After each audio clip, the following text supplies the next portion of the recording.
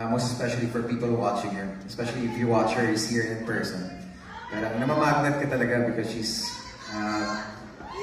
she always overperforms, and aside from that, aside from she's genuine also, she has this certain charm and magnet that just attracts everyone when she's on stage.